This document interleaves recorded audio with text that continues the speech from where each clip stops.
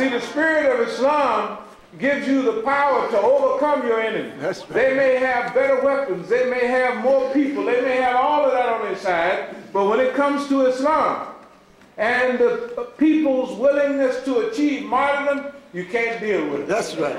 You know, we had a group of our dear believers here in this area who have been going through a lot of trauma.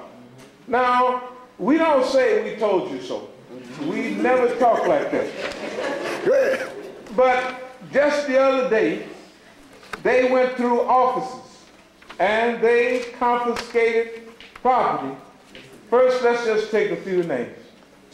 Muslim World League, we know they are not going to harm anybody. Islamic Relief Organization, we have had association with these people. They only want to do good work. They did good work in Kosovo. They did good work in Bosnia. And that's mainly what they do. They help feed the people. They help care for the people. And the thing about charity, zakah, and sadaqah. Zakah means to grow and to increase, and also it's a process known as tazkiyah, the purification of the self. And one thing that helps purify yourself and your wealth is when you give some of it to somebody else.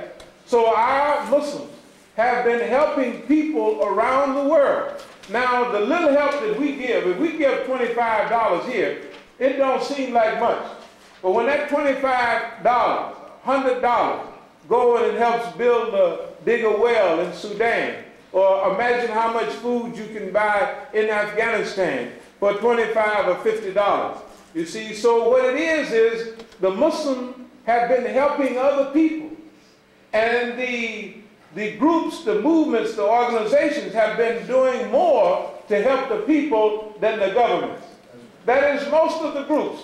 When I was in Pakistan during the jihad, I remember in Lahore they had a hospital right there where the Mujahideen came from, Afghanistan, and they worked on them, they healed them, and they did all they could. And this was Islamic movement hospital. This was Jamaat Islami. Now that don't mean that you agree totally with Jamaat Islami, Maulana Maududi's group, but as a movement, it was doing its part in the jihad by helping those people who would fight. And so each movement, when they had an earthquake in Egypt, well, the Ikhwanis, we're not saying it's revolutionary, but the government took 3 weeks to get help to the people, and the Ikhwanis took a day to get help to the people.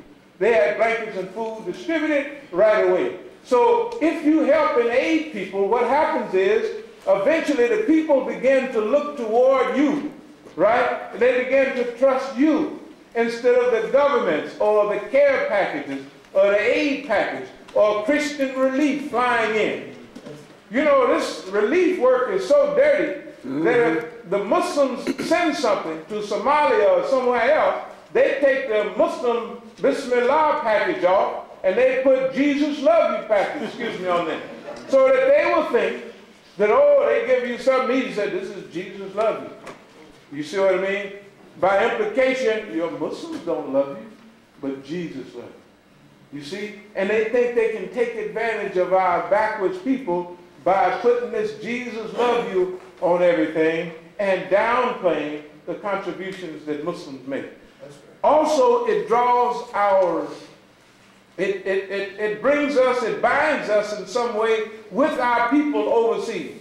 Whether it's Sudan, whether it's Afghanistan, whether it's Palestine, they want to break the back of any relief aid organization because of the good work that they do. And so they say, we want to raid all of these offices, 14 or 15 offices, right, day before yesterday. And the people that they were raiding were the kindest, most pro-American. I'm telling you, easy going. And we know how everybody stands because we know what our relationship goes back almost 20 years with literally all of these people and more. These people that they hassle are the original MSAs, 1963 type, you know, and on. Past presidents of MSA. Then MSA then they go to Muslim Community Association, and on and on. In other words, it starts on the campus, and then it spreads around the U.S. into the community. And so these people, they say, I don't want to make jokes about people, but they say that, you know, Islam, you really find it in the heart of the people, but they say these people carry their Islam in a briefcase. In other words, it's a business. So, but they've been raided. Now, we've been telling them, you know, this death to America, America's going to come and get you anyway. If they come for us in the morning, they're coming for you tonight. We've been saying this all along. You know why we've been saying it all along? Because our analysis of America and its situation is by looking at, number one, the Quran. This is our basis of all analysis. Then the methodology of Prophet Muhammad sallallahu alaihi wasallam. Then the historical context. Our vision of America is based on its historical pattern. When they talk about an axis, sometimes an axis, like an axle, revolves too. And we look at the pattern of American history, it is a revolving pattern. It goes around, and the same pattern develops and emerges year in and year out, century in and century out. Some century they want to oppress and kill the Indians. The next time they want to kill the Filipinos. The next time it's Afghans, it's Pakistanis, it's Palestinians. Right? It's all, this time it just means that America wants to force its will upon the Muslim peoples of the world, because most of the world is subdued already. But we're not going to take it sitting down. All right. Right? We're not going to lay down and volunteer into slavery. That's right. We're not going to sign up for the slavery ship. We're not going to walk on board with our eyes closed. No. The Muslims are standing up right now against this. The people who are beginning to come on board was the one that never believed this could happen. This America is a democracy. So, the Success Foundation, IIIT, our beloved IIIT, Herndon, Virginia. You know, one of my friends told me when I first came, I said, what is happening with this? You know, and so he said, well, you know, gave me the whole scheme of it. This is a group that wants to intellectualize or modernize or Islamicize knowledge. So they'll have a psychology book, Western psychology. So they'll go through it, stick a few ayats here, a few hadith here, and they call it Islamicizing knowledge. You see, so they want to Islamicize this modern knowledge and regurgitate it back to the Muslims under the guise of being Islamic. They're good people. We have nothing bad to say about them. So I said, well, who is this AMC? He said, well, it's another egg hatched by that group. And then so that group folds and said, don't worry, they'll hatch another egg.